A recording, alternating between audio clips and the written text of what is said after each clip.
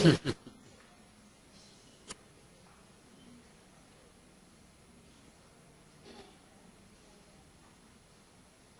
ya. Digital di Perpustakaan Nasional Republik Indonesia.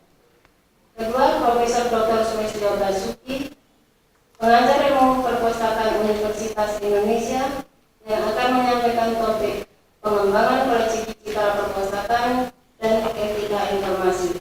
Alih media yang dimaksud dengan alih media tentunya berkaitan dengan konversi bahan perpustakaan dalam format konvensional tercetak atau analog ke dalam format digital.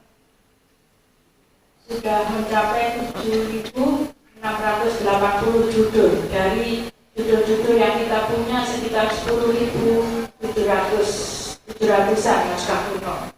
Jadi sudah sekitar 70%. Buku langka itu ada yang sudah kita alih mediakan 3.280, serta surat kabar dari mikrofilm ke format digital sekitar 5.131 roll. Online, dari online tersebut bisa mendapatkan login dan password. Dari situ Bapak Ibu bisa, seluruh masyarakat Indonesia bisa mengakses electronic resources kita dengan free tanpa beban biaya apapun. Ini mudah-mudahan ini segera dimanfaatkan dengan sebaik-baiknya sehingga perpustakaan nasional sifatnya melengkapi dari literatur yang telah diperoleh baik di perguruan tinggi maupun di tempat lain. Bismillahirrahmanirrahim. Maka seminar dengan tema hak kekayaan intelektual dalam pengembangan koleksi digital perpustakaan saya nyatakan resmi dibuka. Kemudian Bapak Ibu sekalian, selamat berseminar, mudah-mudahan Bisa bergerak kalau memang punya bukti-bukti yang cukup. Jadi untuk mempermudah bukti aja sebenarnya. Kemudian jadi yang bisa menjadikan suatu hak cipta itu apa aja? Seni, sastra, ilmu pengetahuan, seperti drama, banyak macam-macamnya. Jadi ada karya tulis, buku, sastra, seni, lukisan-lukisan, ilmu pengetahuan pun itu dilindungi, bisa menjadi suatu hak cipta. Dan ada lagi satu lagi namanya hak terkait. Nah, hak terkait ini kenapa disebut hak terkait? Karena dia hubungan erat dengan hak cipta tadi. Antara lain pelaku. Pelaku di sini bisa penari, bisa juga penyanyi, menciptakan lagu yang kemudian yang memperkenalkan jadi tenar oleh penyanyinya. Penyanyi di sini pelaku dari hak cipta tadi. Jadi itu pelaku hak terkait. Dari hak cipta lagu tadi, kemudian ada penyanyinya direkam, itu juga termasuk hak terkait. Kemudian ada lembaga penyiaran. Jadi lembaga penyiaran di sini televisi, radio, nah itu termasuk jadi hak terkait. Dia yang memiliki hak terkait di sini. Nah, mungkin ada yang menanyakan, kalau penerbit bisa nggak disebut sebagai hak terkait dalam, kalau buku kan pengarangnya, buku tersebut itu pencipta. Tapi kalau hak terkait, penerbit itu bukan hak terkait. Ini harus tahu ya, penerbit itu bukan hak terkait. Hak terkait ini hanya pelaku pertunjukan, produser rekaman, dan lembaga penyiaran. Jadi saya sebagai pencipta bisa langsung otomatis sebagai pemegang hak cipta. Kemudian saya sebagai pencipta perusahaan rekaman, pencipta lagu ini, saya alihkan hak cipta saya ke perusahaan rekaman, hak ekonomi saya beralih. Nah itu pemegang sebagai pencipta bukan pemegang hak cipta lagi. Jadi beralih itu harus dipahami. Saya menemukan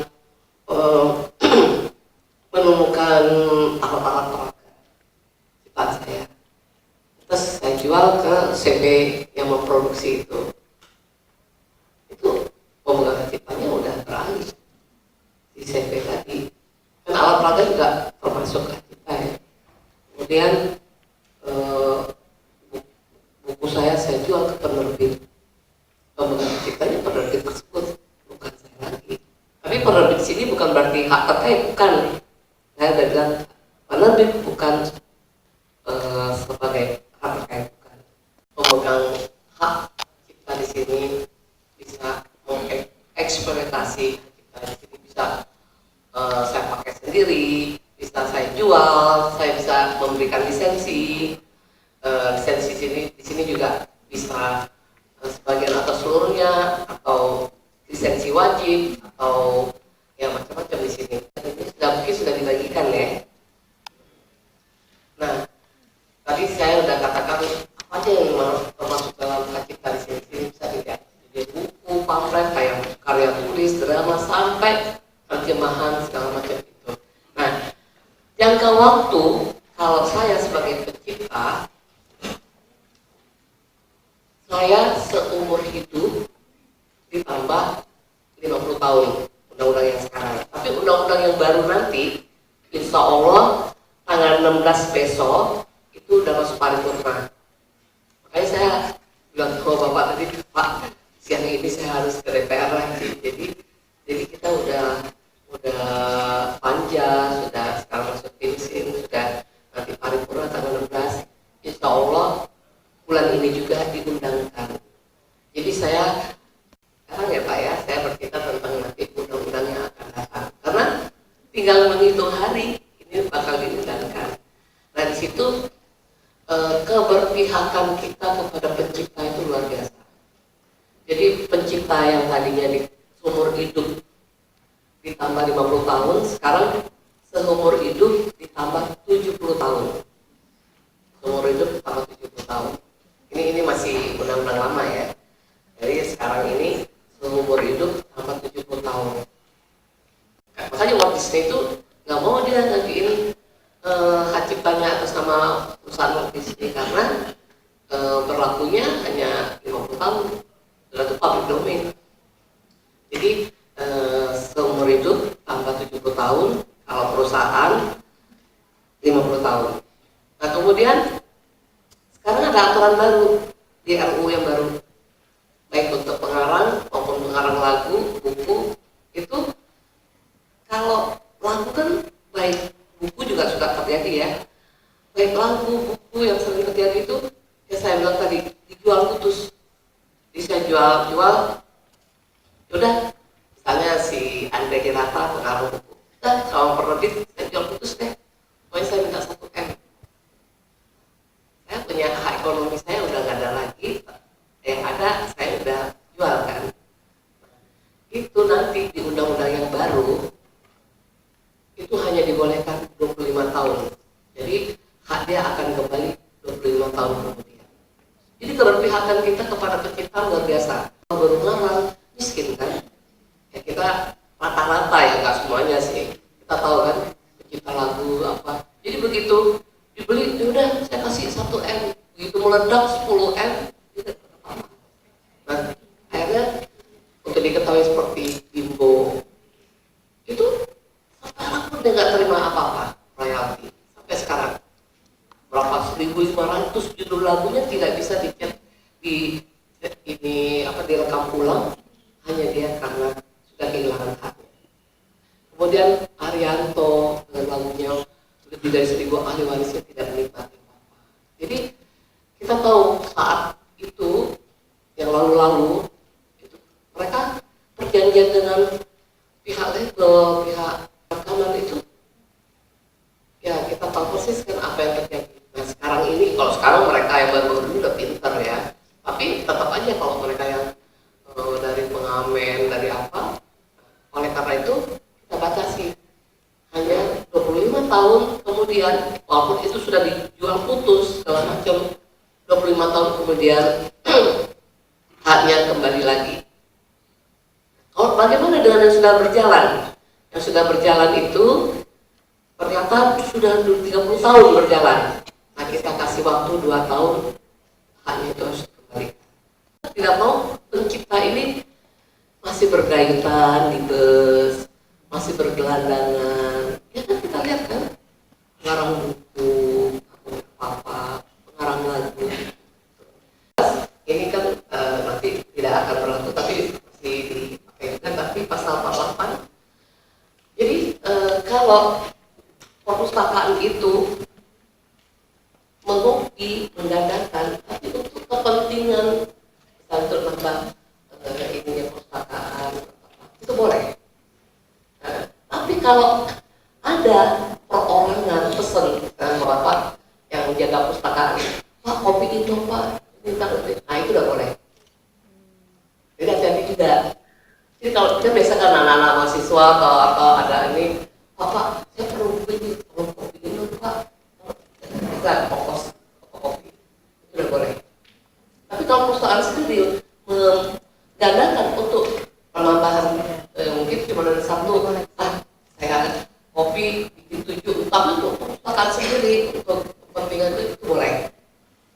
Jadi hati-hati juga. Nah kalau perpustakaan punya kerjasama dengan lembaga manajemen kolektif, sekarang ini kan YRCI ada perjanjian MOU, nggak masalah. Orang lain mau minta kopiin sama perusahaan, boleh. Jadi itu yang harus diketahui. Hati-hati loh, hukumannya berat loh menggandakan ini. Apalagi kalau sudah disebut pembajakan, 10 tahun kalau pembajakan. Kalau masih penggandaan yang levelnya itu 5 tahun. Tapi kan yang namanya di penjara, ya, satu hari aja pada nggak mau kan. Jadi hati-hati. Kalau saya menyarankan lebih baik perpustakaan itu punya kerjasama dengan YRCI. Kalau salah, kalau kayak kemarin ini kan 1 tahun itu 10.000 rupiah 1 tahun. Tapi nggak tahu kalau sekarang membajak itu haram. Di MUI itu kita udah ada. Jadi MUI itu sudah mengeluarkan fatwa membajak itu haram. Ya walau-walam ya, saya juga kan orang ini apakah tapi yang jelas karena membuat si pencipta tadi sengsara dengan adanya pembajakan tersebut. Nah, itu yang saya hanya berharap untuk kedepannya jangan membajak dan hargailah kreativitas orang lain. Assalamualaikum warahmatullahi wabarakatuh. Dan tadi juga menyarankan agar kita perpustakaan bekerja sama dengan JRCI dan juga LMK untuk menghindari hal-hal yang tidak kita inginkan bersama. Saya kira kita teruskan dulu ke Prof. Sulistyo Basuki. Ya, Prof. Sulistyo Basuki akan mengemukakan soal pengembangan koleksi digital perpustakaan jika informasi. Waktunya 20 menit, Prof. Kami persilakan dari sekarang. Koleksi itu tidak terbatas pada satu koleksi, dan kemudian perpustakaan digital itu dapat dikaitkan dengan perpustakaan lain. Lalu kemudian untuk jadi perpustakaan digital itu harus ada teknologi informasi, terutama dengan internet. Jadi kalau Bapak punya koleksi digital di rumah, kemudian tidak disebarluaskan, itu bukan perpustakaan digital. Digital itu menyediakan akses universal, jadi dimanapun juga selama dapat diakses internet, maka perpustakaan digital dapat diakses. Bahkan mutunya ialah 24/7, dapat diakses 24 jam sehari, 7 hari seminggu. Lalu kemudian ini adalah definisi material digital. Jadi material digital menurut Peggy Johnson, ini buku tentang koleksi, tentang koleksi. Jadi adalah satu material analog yang diubah jadi digital, dan kemudian material digital yang lahir aslinya digital, born digital. Makin pakai busana, itu kan suatu privasi yang disebarluaskan di sana. Jadi teknologi itu juga memudahkan penyebaran privasi dan juga pelanggaran privasi.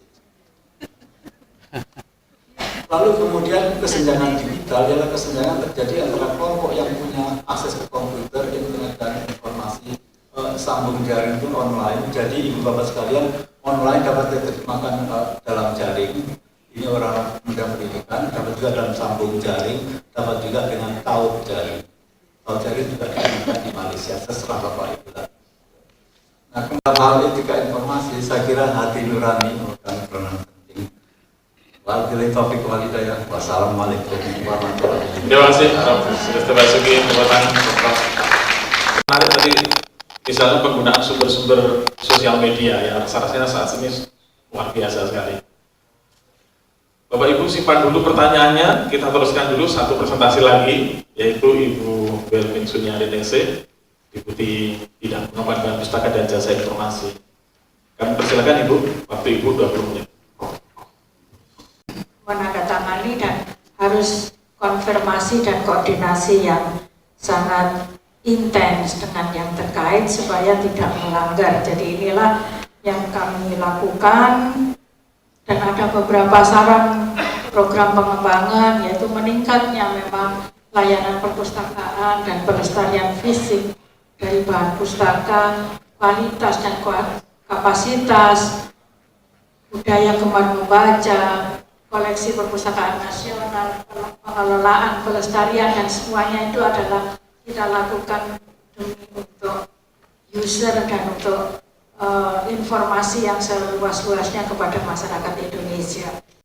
Alih medianya beberapa koleksi CD dan sebagainya, film, ini memang kita berikan akses di website. Ini adalah yang telah kami lakukan, juga termasuk juga kita ini perpustakaan nasional sebagai koleksi deposit, di mana koleksi deposit itu ada undang-undang nomor 4 tahun 90 bahwa semua karya cetak, karya rekam itu harus ada di perpustakaan nasional. Paling tidak dua kopi dari satu judul itu harus ada di perpustakaan nasional. Dan perpustakaan nasional juga memberikan ISBN dan ISMN untuk musik, ISBN untuk buku itu secara free kepada buku-buku maupun karya cetak, karya rekam yang akan diterbitkan, yaitu sesuai dengan pakem dan yang sudah sesuai dengan perundang-undangan. Dan ini adalah yang sudah kami lakukan dengan perpustakaan-perpustakaan di daerah. Ini sangat kecil sekali, tidak perlu dilihat, tapi nanti bisa diambil. Demikian juga dengan pemanfaatan dan pengembangan koleksi yang sudah di perpustakaan nasional ini. Niatnya bahwa itu kita perundang-undangan yang berlaku. Mungkin itu yang bisa saya sampaikan. Waalaikumsalam.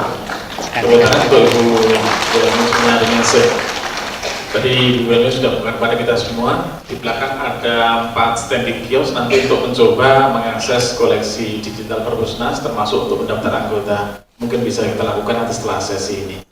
Bapak Ibu, bahwa perpustakaan itu sebagai lembaga yang diraba boleh mengalihmediakan suatu koleksi perusahaan misalnya buku itu dalam bentuk bisa ke dalam bentuk PDF persis bukunya, atau kemudian dialihmediakan dalam bentuk e-book gitu.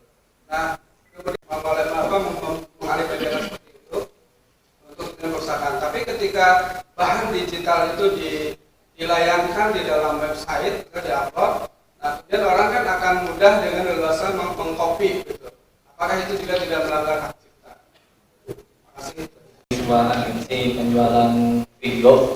Nah, yang ingin saya tanyakan bagaimana ketika ada pribadi atau institusi yang ingin menjualkan video atau fotonya ke agensi kami, dan berapa royalti yang harus kita bayarkan atau yang pemilik karya itu, dan bagaimana jika kami menjual kembali karya yang dari pencipta tersebut. Yang ingin tanyakan adalah, pertama saya senang sekali dengan undang-undang kita yang akan keluar nanti ya, terutama untuk perpustakaan.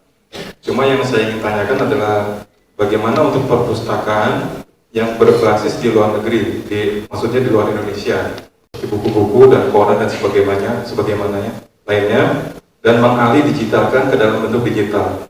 Tapi bahan-bahan yang sudah dialihkan itu disimpan di negara tempat perpustakaan tersebut.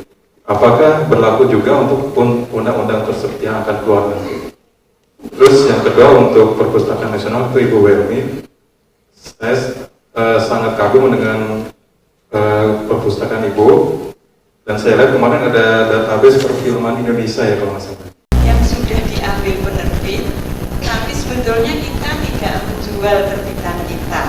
Misalnya kita mengarang suatu buku buku ajar, katakan demikian, karena kewajiban kita sebagai pengajar. Kemudian buku itu diterbitkan oleh instansi di mana kita bekerja. Kemudian oleh karena itu kita tidak mendapatkan hak ekonomi untuk selanjutnya. Bagaimanakah hak yang harusnya kita miliki itu?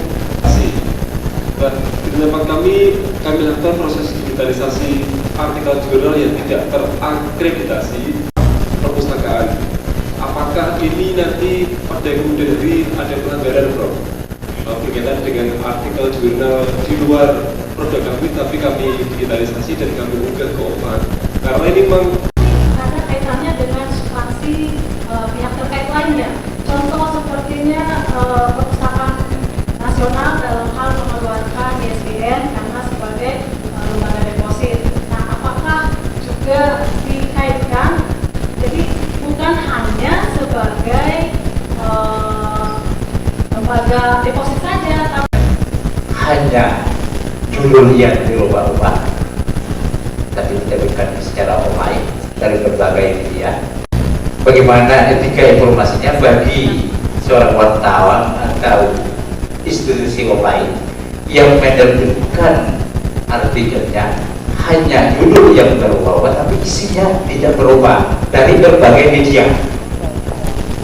Harus dilihat atau harus dipastikan dulu mengenai kejelasan perjanjian hak ciptanya antara dari pengarang, lembaga, dan juga penerbit. Kemudian juga terkait dengan interaksi pengguna terkait dengan objek digital hasil alih media, nampak betul tadi juga mengatakan bahwa harus ada pengendalian soal dari hasil alih media ini, bagaimana harus ada kontrolnya.